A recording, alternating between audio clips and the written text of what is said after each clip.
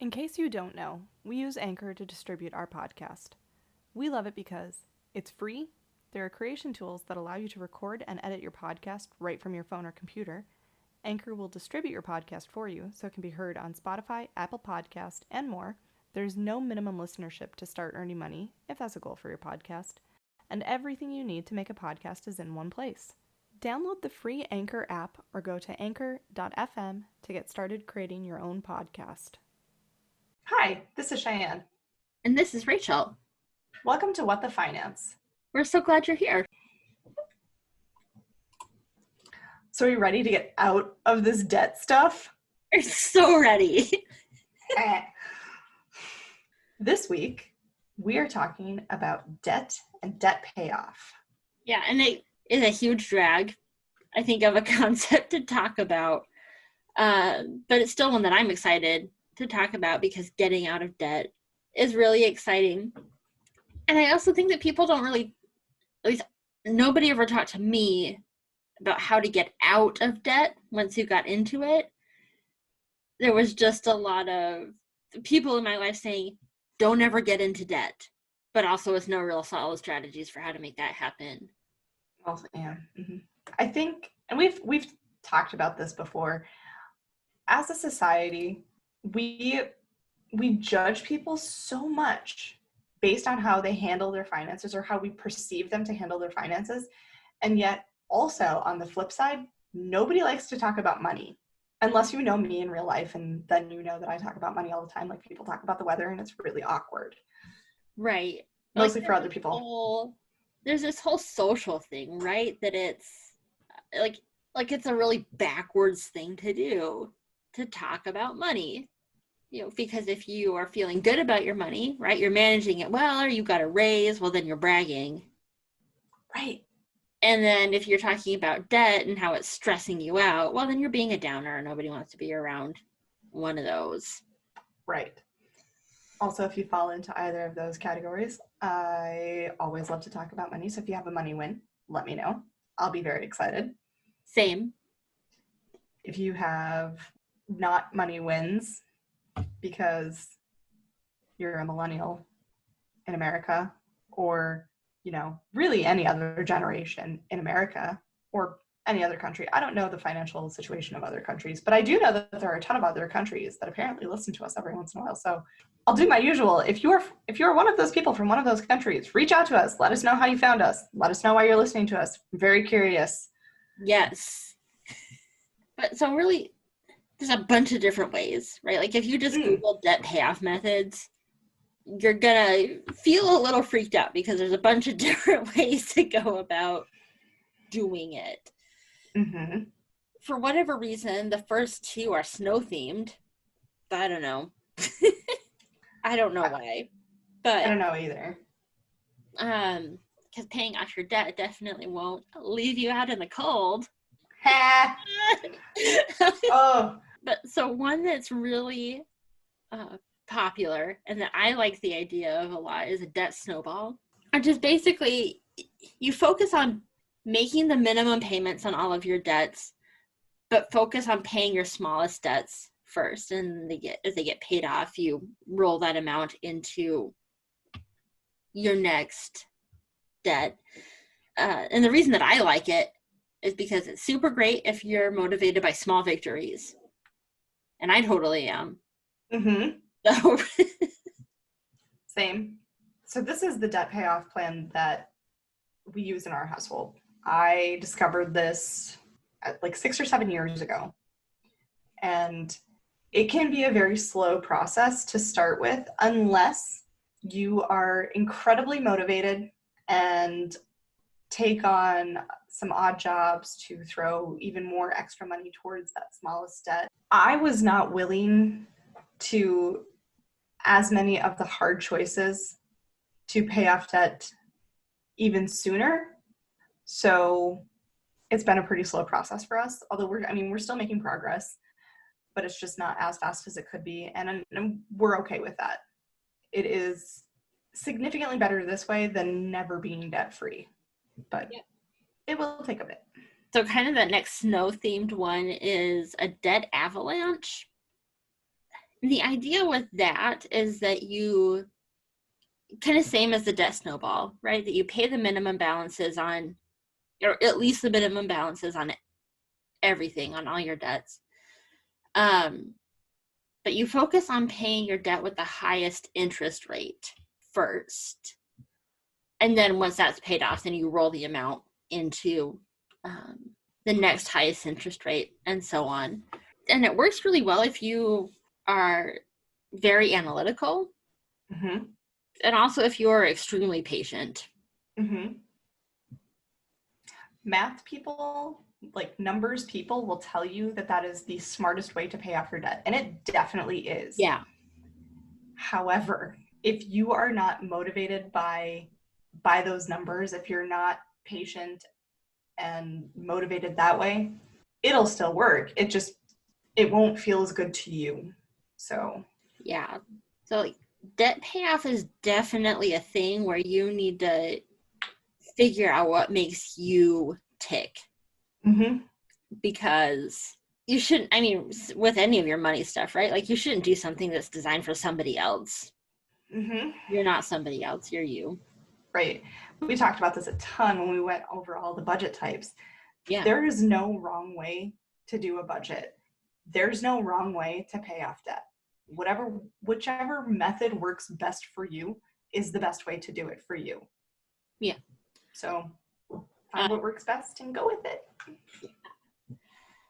Now, I would say rolling into the next type with debt consolidation, I'm the person in our family that does all the money, and I basically make all of our financial decisions independently because my spouse is a person who gets super stressed out talking or thinking about money. But it turns out we live in a society where, you know, we're not trading with shells here. There's a bunch of different ways that you can consolidate your debts, right? You can get like a balance transfer credit card, which can be a good option. Like a lot of them have, you know, like 0% interest for like 18 to 24 months. So if you think you can pay off all your debt before you start accumulating interest, like that can be a good option. And then there's a bunch of different types of personal loans and unsecured personal loans. Even though I know we've just spent the last couple of minutes talking about how you should do what works for you, I wouldn't suggest this type because the interest rate is usually higher than anything that you're going to have on your credit card. Mm-hmm. So it's there. My personal belief is that it's not the best idea. Yeah, I would say the only way that would possibly make more sense is if you have a lot of high interest credit card debt. And those are usually like store credit cards tend to have those much higher interest rates, especially for people who are young or don't have much credit history. You're going to get hit with those much higher, like in the 20s interest rates. And then those personal loans can make a little bit more sense because while they're higher, they're still not as high as those high interest credit cards. If any of that made sense. Yeah, at least it did to me. So if I was gibberish to any of our audience, let us know. Yes. And we'll do a better job of explaining it. We'll do a follow-up episode. Now, a secured personal loan generally requires collateral, and so you get a lower interest rate, right? Because it's not as risky to lenders. So that can be a way to go. The type of loan that I have is called a debt consolidation loan. And there's a couple of different kinds, right? So like with personal loans, the money just goes straight to you and then you pay off your debts. With a debt consolidation loan, you can do that, but you can also opt to just have the money go straight to the people that you owe money to. And that option, and I might just think that this is a good idea because it was my idea, but if you take that route, your interest rate is also going to be lower, right? Like the rate on my loan is about 9%, which the two credit cards that we had were in like the mid-20s. So that's awesome.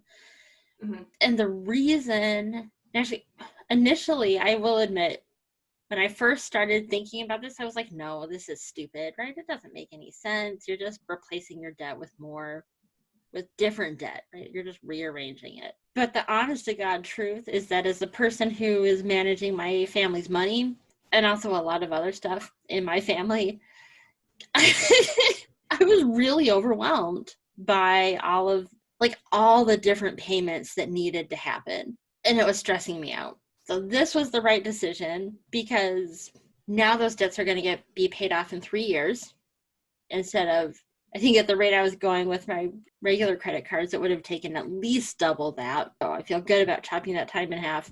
And I'm a lot less stressed out than I was previously, which means that I can kind of attend to the rest of my life reasonably well. So there's a lot of that. If you're looking at a loan, my advice would be a debt consolidation loan rather than any of the other types of loans. There are also, when talking about debt consolidation and going that route, there are nonprofit agencies out there that specifically help people with debt consolidation and debt payoff. And because they're nonprofit, they're not selling you their service or product. So their business model is not to make money off of people who owe money already. They're funded differently, and there is one agency that I can think of specifically in our state, and I don't know if it's available other places, but basically, Sorry, I didn't mean to interrupt. When I was researching for this episode, like how it's existing presently, I actually discovered that that's classified as a different type of debt payoff. It's called a debt management plan.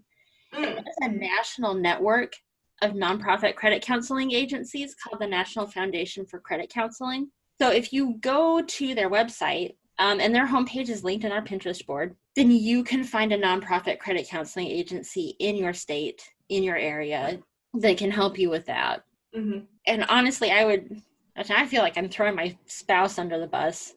Poor guy. If you are in a family, right? If you're kind of like two adults in the family and you're working out your money together, and maybe you're in a challenging situation because you have no clue how to talk about money, but both of you are open to learning how to talk about money, then I think that this is a super awesome option. Because there usually is like an enrollment fee. The National Foundation for Credit Counseling says that it's generally about $30 that you paid it right. And for those of you who can't see our faces, Cheyenne just made a face that was like, oh yeah, that makes sense. So yeah. Also, I mean, pretty doable. I mean, I know that that's not necessarily doable for everybody, but I do feel like for most people, that's a pretty accessible amount. Yeah. And if things have gotten really off the rails, going into a debt management plan is a way better idea than like working with a collection agency to do a debt settlement or declaring bankruptcy, because you're actually paying the original debt. So your credit isn't going to take a hit because you're paying less than what you owe. And that's good too. Very good. Very, very good. And I do believe that they do, I don't know all of them. I only know of the one, but they do like education throughout the whole word I'm looking for. They do like throughout the process, they do different levels of education depending on where you're at. So in the beginning, if you don't have a budget or you don't know how to budget, you'll start there. If you already know how to budget, but the issue is just like the debt payoff stuff, they'll start there and they work forward. Then after that, I do believe that they go into financial planning for after you're debt free. And those types of things. Again, I don't know for all of them, just the one specific one that I was thinking of does that. So it can be pretty useful. And well, is the one that you're thinking of Lutheran Social Services? It is. So they're actually part of the National Foundation for Credit Counseling. I thought that they might be. My guess would be that kind of all of their member agencies have to do something similar. Right. And I don't know. I only looked at LSS. It was a very long time ago. And honestly, the only reason I didn't go that route is because by the time I knew enough about what they did, I felt confident enough that I could do it myself. So I didn't look any further into it. but I do know that they are very helpful. I actually know a few people who have used their services, and I know somebody who used to work for them. They may still, and really liked them. So I've not heard any bad things about them. Hopefully they're awesome. Yeah, no, I've also heard just really fantastic things about them. The only time where I have heard poor things about them is actually from people who maybe thought that they were open to learning how to talk about their money and then discovered pretty quickly that they weren't, but they didn't want to admit that they weren't. So that might do it. You know, it's scary. It is. To go to a stranger and talk about your money. You have to have kind of at least a low level of self-awareness going into it, and that can be intimidating. Yeah. I also, for me, I used to be really stressed about money and debt to the point where it caused me, like, I got physical symptoms from the amount of stress that I was under when it came to money and debt. And the beginning parts were very hard because when you're looking at how much money you owe total, because I knew sort of an idea of what I owed this one place or this other place, or kind of had like a vague idea separately, but it never really clicked like all together. So when I finally looked at that number all together, it was horrifying and scary, and I felt awful. But once I had a plan, and once I started seeing progress on that plan, that helped so much. And another thing that helped me a ton feel much less anxiety about it was learning that there were other people who were in the similar situation, and that it wasn't just that I made really bad decisions to get me to that place. The worst decisions that I made was getting an education. That was the thing that I did that put me in as much debt as I am in. I had a very small amount of credit card debt. I did not have much because I was terrified of credit cards because I didn't know how to budget. Like stuff like that. And it's hard to, like we said earlier, it's hard to not feel a certain amount of shame regarding debt, because our society tells us that debt is bad, but we also have a society that is built that it's really hard to exist without it.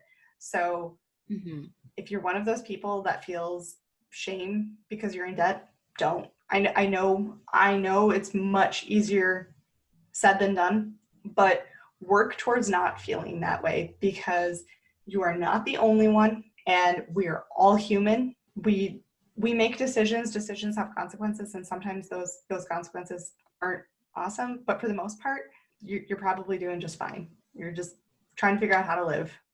Pretty much. I feel like we did kind of plow through a bunch of these different debt payoff methods. The one thing that I want to make sure that we drive home is that it's also okay to go back and forth between these different types of methods, right? Like if you think, oh yeah, I'm pretty analytical and I'm patient, I can wait for rewards, I'm going to start doing the debt avalanche. And then you realize maybe like 3 or 4 months in that it is not working out for you, well then stop and try something else work better for you. Yep. Right? Like maybe you didn't think that you were motivated by small rewards along the way, and then you realize, like, well, crap, I am actually. Just do a debt snowball. You'll still get out of debt. It'll be fine. It'll be great. Yep. I also think another thing that we haven't really mentioned is, in a perfect world, everybody would be debt-free. And once you are on this debt-free journey, you would never take on more debt. Realistically, that's probably not going to happen. Realistically, you may have to take out a loan to buy a vehicle or buy a home or continue your education. And that's okay too. Yeah. And even things that aren't big are okay too. Like if you fall on some hard times and you need to get food on your table and gas in your car, and a credit card is how that's going to happen this month, don't beat yourself up about it. Nope. Because it's really okay. And I know, like, thinking on my own like credit card journey, Yeah, we all, like all of us buy stuff that we don't need, but most of it is stuff that was needed, Mm-hmm. right? Like moments where, okay, well, we need groceries and we're out of cash, or oh, well, we've got this emergency that we need cash for, so I guess we're going to pay for daycare with the credit card, right? Like that kind of stuff. And I have no data to back this up, but I would assume that most of us are like that. Mm-hmm. Right? Like you're not, most of us aren't buying like heaps of crap that we don't need on credit card. Right. It's gas in the car, it's paying for daycare, it's, you know, getting your kid a new pair of shoes because the one that they've got is 2 sizes too small. Mm-hmm. Yeah. Because for a lot of us, that's just the world that we live in is one that doesn't pay people a living wage. Right. But somehow stuff still needs to get paid for. Right. So the goal is debt free, but don't beat yourself up. Nah. Short. Because honestly, most of us are. Right. And you still have to, like you said, you still have to live, and you still have to live life enjoyably. So you do you, and just small steps. Make a plan. Recognize that nothing ever goes according to plan, and replan the plan. Yeah. I might add this little video to our Pinterest board. There is a ditty in Sesame Street about changing the plan. It's awesome. If you are like motivated by weird little jingles, go to our Pinterest board, and you'll have a jingle for changing the plan. I think I would just say, as a wrap up, to kind of hit the highlights, research the different methods of debt management. We talk a lot about debt payoff, but sometimes that phrasing can seem super overwhelming and unattainable, and that makes it really hard to even start. So just start with the basics. Just making sure that all of your bills are getting paid in a month. That's all. That's anything beyond that is great, but just making sure everything that you owe money to is getting paid every month, and then working from there to try and figure out how to pay off stuff. I mean, ideally faster, but sometimes that's also not always an option. So figuring out what works best for you and your family. Yep. And just don't compare yourself to anybody else. And don't let other people shame you. Yep. We're all just doing the best we can with what we've got. Mm-hmm. And as usual, if you have life lessons learned that you want to share with us, or you want us to share with other people, contact us. If you have an awesome money win, let us know. We would love to hear it. Yes. Thank you for listening to this episode of What the Finance. You can subscribe everywhere you get your podcast so you never miss an episode. You can also email us at what_the_finance@protonmail.com. Visit us on Facebook at What the Finance. Follow us on Instagram at What the Finance. Check us out on Pinterest at What the Finance, or tweet us at finance_what.